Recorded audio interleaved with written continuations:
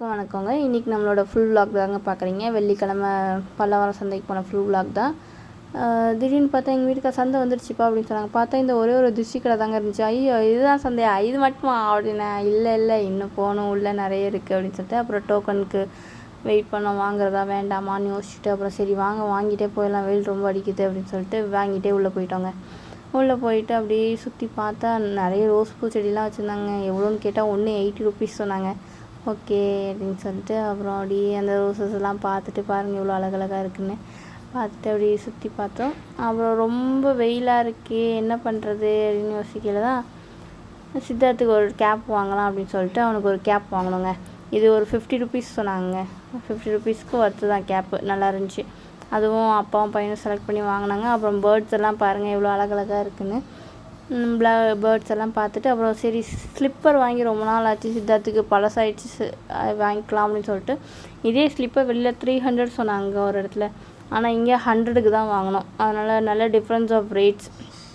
சரி ஓகே வாங்கிலான்ட்டு அவனுக்கு பிடிச்ச கலரை பார்த்து எது பிடிச்சிருக்குன்னு கேட்டுட்டு தான் வாங்கினான். அவன் தான் டிசைட் பண்ணான், அதுதான் அவனுக்கு பிடிச்சிருக்குன்னு சொன்னான். ஓகே அவனுக்கு எவ்வளோ அந்த செருப்பை பிடிச்சிருக்குன்றது அவனோட சிரிப்பிலே தெரியுங்க.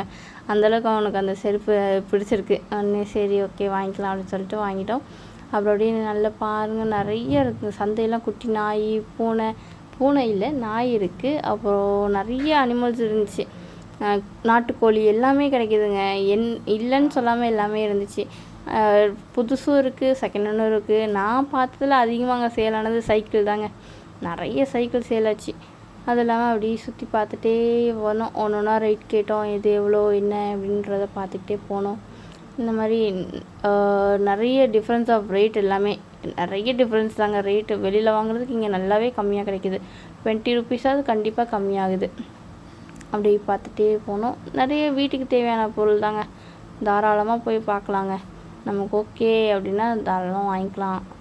ஒரு நல்ல ஒரு இது வீக்லி ஒன்ஸ் நல்ல குழந்தைங்களுக்கு வெளியில் கூப்பிட்டு போன மாதிரியும் இருக்கும். நமக்கும் கொஞ்சம் சரி கொஞ்சமாவது குறைச்சி வாங்கணும் அப்படின்ற மாதிரி. இந்த சைக்கிள் குட்டி சைக்கிள்லாம் 1000 தாங்க சொன்னாங்க. 1200 தான் சொன்னாங்க.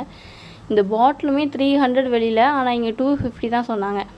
அப்புறம் அப்படி பார்த்துட்டே போனோம். ஒவ்வொன்றா பார்த்துட்டு இந்த மாதிரி வீடியோஸ் இப்படி பார்க்கணுன்னா தொடர்ந்து லைக் பண்ணுங்கள், கமெண்ட் பண்ணுங்கள், ஷேர் பண்ணுங்கள், சப்ஸ்கிரைப் பண்ணுங்கள். தேங்க்யூ.